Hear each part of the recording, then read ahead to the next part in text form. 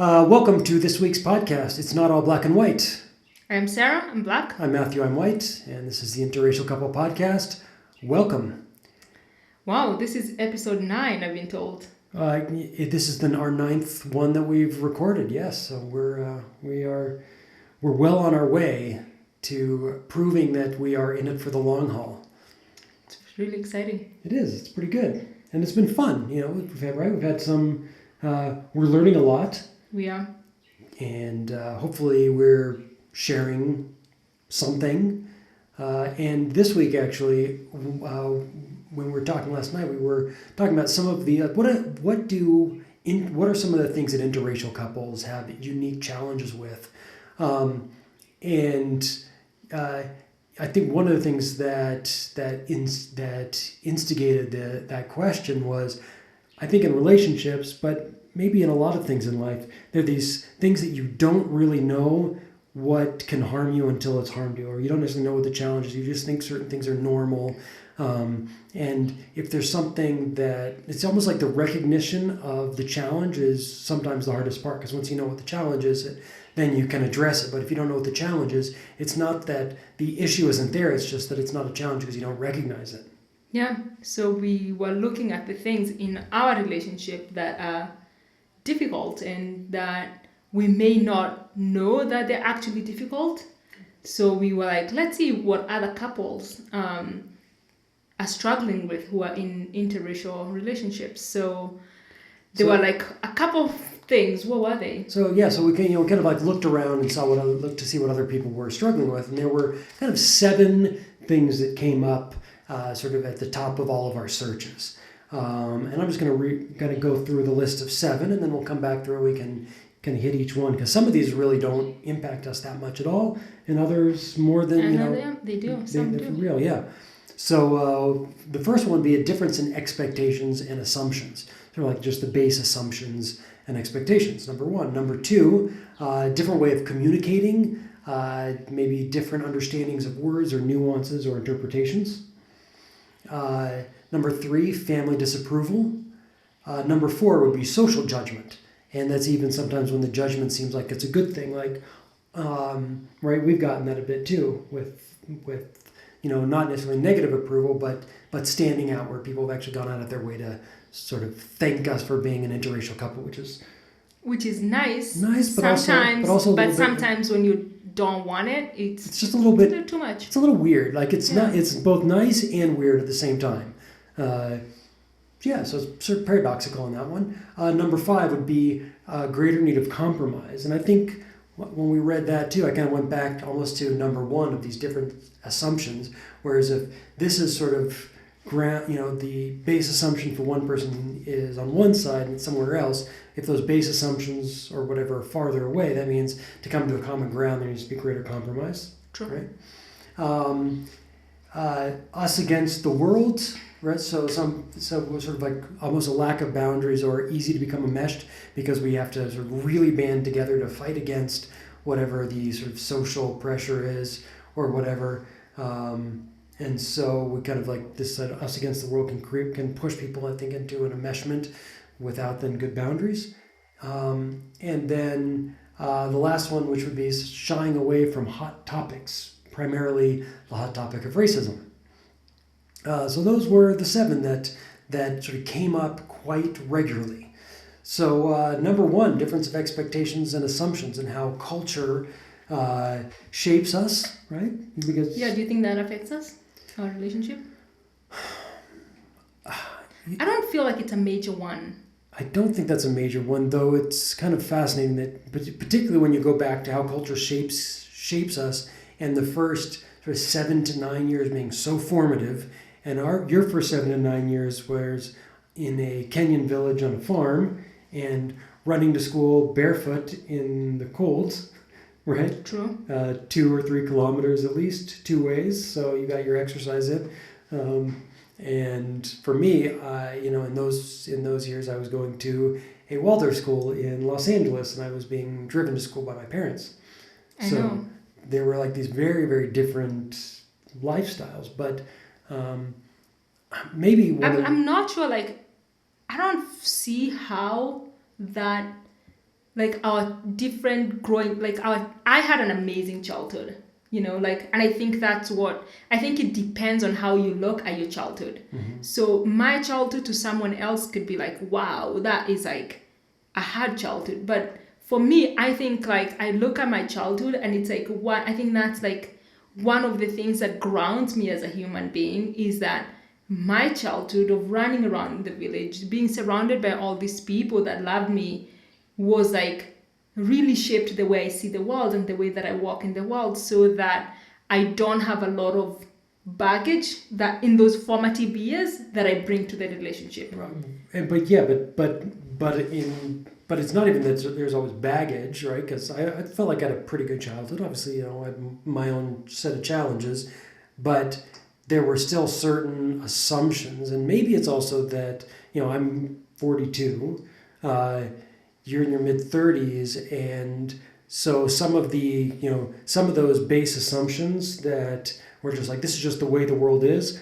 We've lived long enough to let those have those basically been shattered. Like, no, the world is not the way you thought it was. The worldview that I got when I was a child was just not. It's certainly not true, and I know that. And I think like what also has helped is like we've both traveled and lived in so many places where the worldview from like what you knew as a child has completely transformed. So I having lived, I haven't lived in as many places, but I've traveled quite a bit. Has like every culture that I go to is like different from my culture, and so that changes my worldview. Right, and of course, even your first two, right, between the village and Nairobi, that was probably in some way. Well, tell me if I'm wrong, or that's actually, you're right. Like it's that bigger was difference than Nairobi to LA in some ways.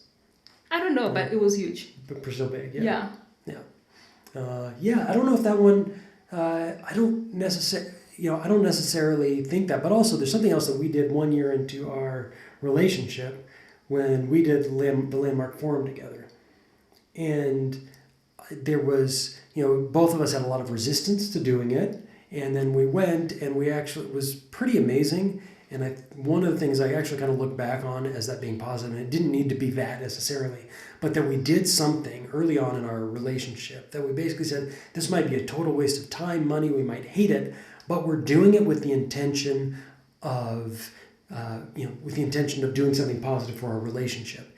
And it gave us certain vocabulary and language and something that we did together early on in our relationship. And I felt like that was really binding. And it could have been a 10-day meditation retreat. It could have been, doing like an NVC, like nonviolent communication workshop. It could have been any type of thing where we said, we're going to do this with the express purpose of improving ourselves within our relationship. Sure, but I feel like that could also have gone really bad. I don't think like, because you're in such a vulnerable place, like Landmark opens you up to stuff that you haven't dealt with in years. Yeah. So that could have gone both ways, I feel. Like, I think it's really important to know, like, your partner, and if, like, the relationship is strong enough to, like, be able to hold those kind of conversation and that kind of vulnerability that, like, I had a breakdown after Landmark, right. So I remember that Monday, it was, like, really, really intense for me because I was dealing with something that I hadn't touched for a very long time, So I think that could have gone both ways. Right. Yeah. So what else? That was good. So okay. Well, number 2, different ways of communicating. Oh my goodness. Nuance of words, interpretation. That affects our relationship all the time, because sometimes I have to you correct my English and I'm okay with it. I just have to say that. But sometimes I'm just like, fuck you. Do not correct my English right now. Let me guess, the times when you love it the most are particularly when you're already like in a frustrated, difficult situation. Maybe we're fighting or having an argument, and then I offer suggestions or correct your English. Yeah, that's got to be your favorite time, right? That's the best. No, the best is like when I'm reading and I ask you, like, what does this mean? And you're like, oh, it means this, or like it's pronounced this way. And my English is pretty good, but it's really good. I read a lot. But then like it's my third language, so I struggle with, like the other day I was trying to say like, what was I trying to say? Massachusetts. I can say it. Oh, Massachusetts? Yeah, and I was like, there. We can't live there because I can't live in a place that I can't pronounce.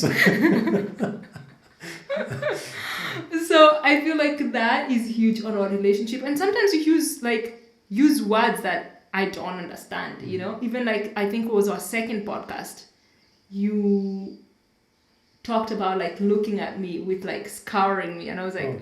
with a scowl. Yeah, and I was like, what does that mean? What does that mean? Because...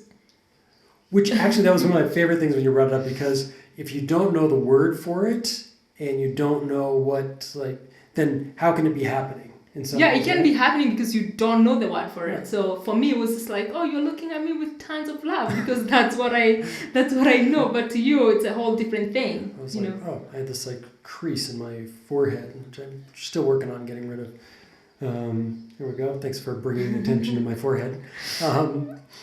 But the other thing too is actually when things are challenging between us, and I think that's something to sort of shine a light on, because when in a difficult moment or in a challenge, in an argument,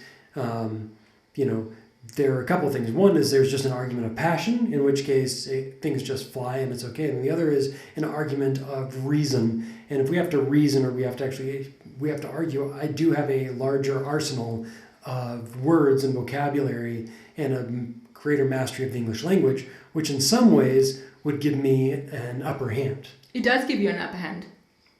Which is good, because as a woman, you also have, I believe you have a slight upper hand. Actually, I don't think that's true.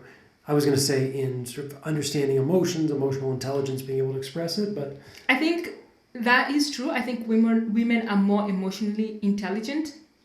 I don't know the statistic, but I'm just going to go on a limb and say that that is true. Or at least being able to express emotions. There's just more cultural space for women to express their emotions than there is for men, so you just get more practice, just that simple. Yeah, so I think in our relationship, especially, you get the upper hand because you are like a couple years older than I am, and you have like a mastery of the English language. So when we argue, I know that when we're in an argument, like, I just gotta work harder. It's just what it is of being a woman. Like, you have to work hard in all areas. No, that is nothing. No, that is not an area where women have to work harder. That's an area. I was talking to this guy who actually was like, he's a men's coach. He was like, you put a 30-year-old man and a 30-year-old woman in a heated argument around an emotional issue, and the man loses 100 times out of 100.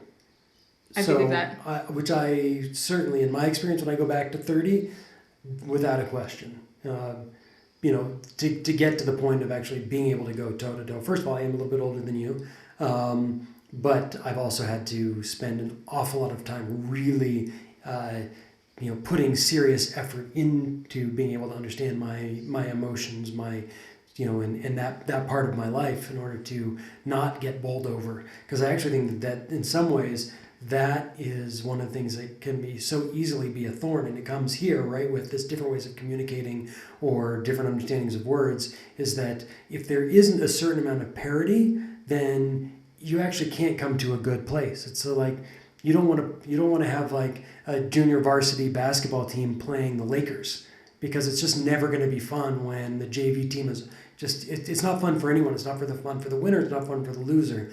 And so having a parity, I think, is actually really important. And so I think in this too, coming back to some of these questions then is, it's actually in my best interest to make sure that even when you're struggling in an argument that I probably want to win, that I'm actually making sure that language does not become an upper hand for me. Because anytime there's some sort of competition in some ways or an argument, generally you want to win it, but you also want to, ideally, you want to get better through it. You want to improve who you are through it. And so... But I would say that for most couples who are in an interracial relationship, when I think about our friends, like that time we have friends who was like, one is British and the woman is Mexican, and they had this argument, and she knew like if she was to argue in English, she had like she wasn't gonna win. So she switched to Spanish. Right. and he speaks some Spanish. I think his Spanish is actually He's fluent, really, yes. yeah, he's fluent in Spanish. And I could see like she was gonna win that, Yes. like. First of all, right, yeah, because there you go back to the general either stereotype or generalization or whatever, just the simple, just the averages of women's that ability to express those emotions. Well, I'm sure. Yeah, as I could see it in his face. I would feel really. I wasn't there, but I would feel really bad. Like if I had to argue with you in Swahili or Kikuyu, I would really pity myself. Yeah, I think it's in my opinion, I think for interracial relationships, when you don't speak this, of course you don't speak the same. No, it's actually not true, because you could be in an interracial relationship. Like, let's say if you're like African American and someone who's like you, Right, yeah. Caucasian, and you're both like English is your first language, so they could be like, the difference could be like culture more Right. than. And then you go almost more back than to language. the first point of like the different cultural expectations. But I think that also, is words mean different things to everyone. I did this fascinating exercise once where I was at this youth conference, and the facilitators brought a whole box of postcards, and everyone got a postcard. And then you got a partner, and you were supposed to look at your partner and describe as perfectly as you could what was on the postcard, and then you would show it to the other person. You had like 2 minutes or something to describe it, and every time the postcard was turned around, everybody laughed because the imagination of what the other person was describing was so different than what the person took and heard. And so now you sort of add a cultural layer onto that, or a language layer onto that, and you get even further and further away.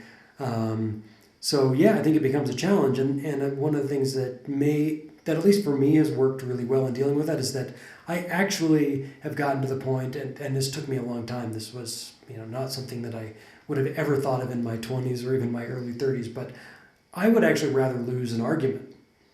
Because if I win the argument, okay, I can feel good for a second, but I actually haven't grown or learned anything. But if I lose the argument, I then have to like eat a slice of humble pie for a minute, but then I've actually learned something new that I didn't know. And I'd rather at the end of the day learn a little bit more than feel smug.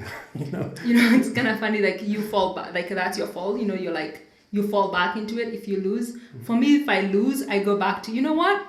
English is my third language, and it's fine. Like I speak, it's literally like a good way to like excuse myself and justify English is not my first language, it's my third language, and I'm doing okay. Like also, one last thing too is actually sometimes because of that place where I'm at, because of that, when you win an argument, you rarely get the satisfaction of being like, "Ha, I won," because you said this the other day, right?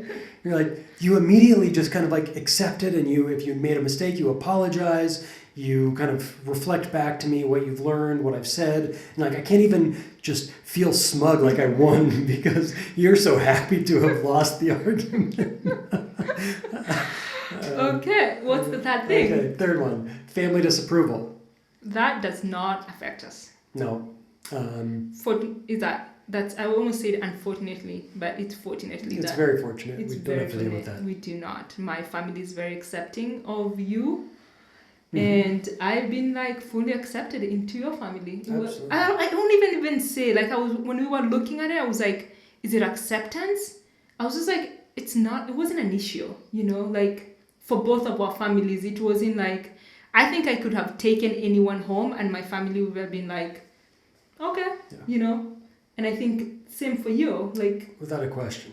But what's interesting, even as we're sitting here talking about it, it does not. My guess is that it doesn't go unnoticed, and I haven't necessarily had this conversation, but like there were a few things that like my dad even asked, some questions he asked at the beginning that if I didn't know any better, could have been like I could have been taken aback. In fact, I was. I mean, there was even one question. Oh, is she a Muslim? Was like one of the questions. Because she's from East Africa. I think the other thing that your dad asked me was like if I was legal and if I had a green card. Okay, right. So like, there are certain things that are like certainly not ill-intentioned, but come up. So there was that, and even just kind of like there was certain times at the beginning too of basically like mentioning that you were black, right? Or mentioning To your friends or to your family? or just to me, right? Okay. Or like actually there was a picture of us with your sister, and he was like, "Who is the other?" And he knew everyone in the picture except who your sister was, but he said, "Who is the other like black woman in the picture?" Rather than just who was the other woman in the picture. So, it's not a negative, it's certainly not negative at all, and I don't feel that at all, but it doesn't go unnoticed. So there's definitely no disapproval, but it's, we're still in a place where I think, I forget what, like 1 in 6 marriages now in America are interracial. So it's still not that many, and interestingly, that's double the number from like 10 years ago. Right, in 2010 it was like 6. I forget what it was now. It was like 6 to 9%. And now it's something like 12 to 18%. I don't remember the exact numbers, but so it's like there's still, while it's shifting rapidly, it's still in this shifting period. And the other thing that we were talking about too when we were looking at those numbers the other day was, how many of those are actually like white and black or Caucasian with other ethnicities? Because like in LA, for example. Like the apartment complex where we lived, it was very, very interracial, but certainly fewer white people. And then if you go into other neighborhoods, you see, there would be a mix of Latino and Southeast Asian and African American, but not necessarily a lot of Caucasians in those communities. So how many of those interracial marriages or couples are and I'm also like the other thing, like I'm just wondering now, like how many of those interracial relationships are actually interracial from people who are like interracial? Do you consider that as an interracial relationship? Let's say, you mean like if someone is already mixed and then they're with a mixed someone who's mixed race, then is that even interracial anymore? Yeah, I don't know. Yeah. Which I think like there's a lot of interracial kids being born that are going to be like that might not even consider them, like if they might not consider it anything to be in an interracial relationship because they're so. But I think when it comes to like family approval, I think for us it's more so than being white and black. I think like our cultures play like a huge part in that. Well, certainly here more, right? Because if I go to the village, like you're very noticeable.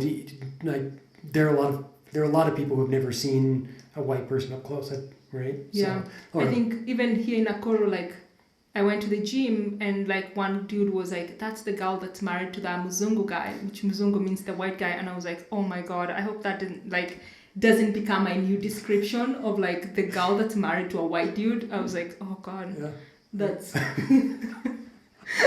They're not family, but that's So okay. what's the next? Social judgment. Social judgment.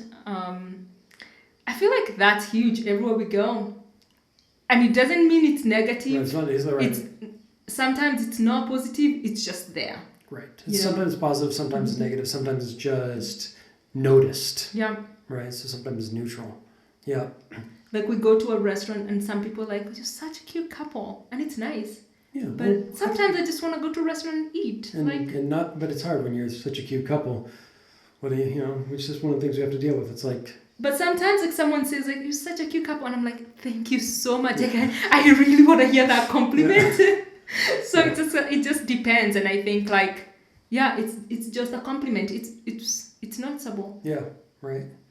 And I'm sure for some other people, like maybe when they're arguing and someone says you're such a cute couple, it's just like, I really didn't need to hear that right now. Why would you tell me that she's a piece of shit or he's a piece of shit? But no, we don't get that. We don't get that luxury. Yeah. Okay. We're almost out of time. What's the next one? Let's see. You know what? So number 5 was a greater need of compromise. And that kind of goes back a little bit to the beginning of kind of the difference of expectations. You mentioned, as we were talking about this before, that you didn't feel that was a big part of our relationship, and I agreed. But then I was like, well, wait a second. When you wanted to like spend some time living close to your family, the compromise was that I have to live on almost the exact opposite side of the planet where my family is. Yeah, and like the way I justified that you had to move with me to Kenya was like, I got to live your life for a couple years. And your life meant like I got to live closer to your children, I got to live closer to your, closer to your dad, closer to your friends. And I just wanted you to the thing is like I didn't feel like you'd fully know who I was if you didn't know where I came from. I think it's amazing. Like I absolutely love being in Kenya. I love this, the whole experience. I love it. But even as a compromise, it's big. And I think maybe one of the things that gets mixed up around compromise is that compromise can be negative for some people, but it can also be kind of exciting, because if I want yellow and you want blue, but I really want yellow, the growth that I have to do or the experience of me to go over to blue is big enough that it actually pushes me and it's interesting. So compromise has a lot of negative connotations, I think, particularly in a relationship. But the other side is that compromise can be pretty cool, because now you're on an adventure that you never would have had otherwise. And that's really been the case for me. Yeah, I think like one of the things that was kind of hard for me when I was dating was like, where am I going to find a guy who's going to want to move back to Kenya with me? Right here. Turns out he was literally a half a mile away from where you lived in Northridge. So I just knew like to make that kind of a compromise. Mm-hmm. And also like I'm in my 30s. Like when guys are in their 30s or like 40s, like they're building their careers, and like you have a job, you have, mm-hmm. You're just so used to like your routine and your life the way it is that it was hard, but I found you. Here I am, and now we're in broadcasting from Kenya. Pretty neat. Can't complain. Yeah. I like it. So should we keep going? Us against the world. This one was sometimes there's a lack of boundaries, like personal space, personal boundaries, because when there's this like a social pressure that you kind of have to like band up and kind of be together, and that might gloss over certain challenges that then don't get matched. Yeah, to me, like I was thinking about like a couple that's, lives in like middle America or like a really small racist town. Mm-hmm. Like you just have to like bound and like become really close because you like everyone is against your relationship, or it gets noticed. Like probably even if we lived in like Isali in one of the ghettos in Nairobi or something, or we might have it more because when we've gone to certain places we get a lot more attention. Sometimes it's negative attention. Yeah. And I could see that pushing. That hasn't been an issue for us. It hasn't been an issue for us, but I also think like we choose where we live and we choose where we go. And also just our communities, the people, we've been very fortunate. Not every interracial couple is as fortunate as we are.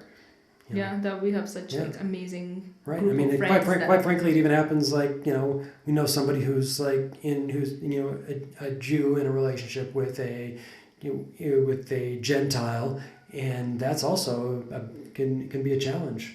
Right? Yeah. Where it's like, so we don't have that from our community, the places that we go, and our friends. So we're lucky there. Okay, the last one, shying away from hot topics, namely the topic of racism. That does affect our relationship. And like, I feel like sometimes I just don't want to talk about it with you. Yeah. Less, like even here, it's not so much.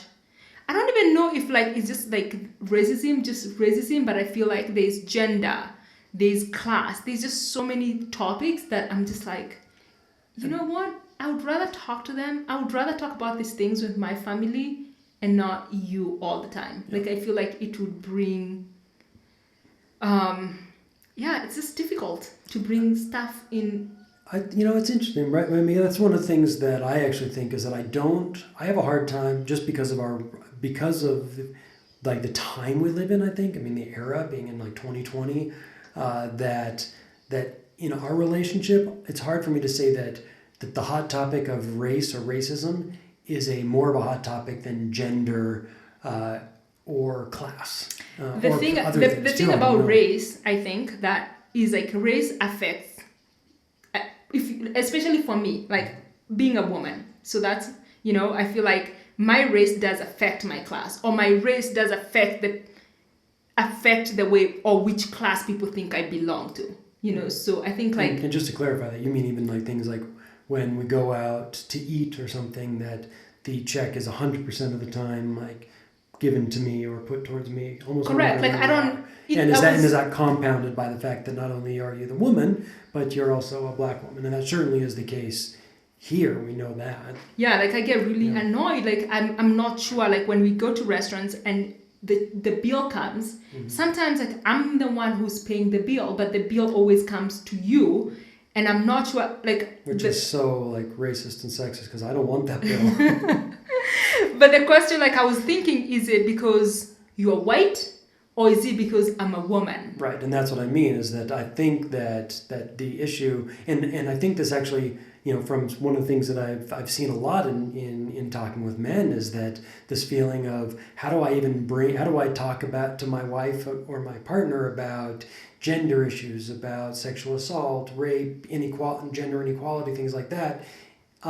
It's also so much of a hot topic that that I don't know. I just don't think. While I do know that there have been a few times where I don't want to say something because I'm like I just don't know how to say it quite right, and then I have to wait for a good time to be like, okay, I just got to say I don't know how to bring this up in a good way, and I can't think of any examples right now. There's like a few things like I can think about is like not race but gender. Is like when I share stuff with you that happens to me while I'm walking, you get really annoyed, and sometimes I just come home and I'm like, you know what? It's already annoying enough. I don't want to share that with you. So you don't want to tell me because I'm going to be mad on your behalf, and you're like, you're taking it. Yeah, you're taking it too far. Like right. like I'm trying to own your shit. Yeah, like let's say like I'm at like the other day I was at the gym and some guy goes like I don't know like nice ass or something, and I'm just like. At that point I was like I'm gonna come back to this gym tomorrow. So there are two things like stop telling me about like. My ass, I already know I have a good ass, or say thank you. Yeah. And I was just like, at that point I was like thank you, because I just don't want to be friction, because it's a place that I go all the time and it's a place that I enjoy. And then when I come and tell you that, but I feel like that is like the way I navigate my life is like I don't know, like I'm walking and like some men are just rude, like you get cat calls and you just like, is this the day I'm like, right, so cast them out? Yeah. Or is this the day that I just keep walking? Right. And it just depends. And like, I don't think like, but when I share that stuff with you, you get really annoyed and I'm just like, I don't want to share.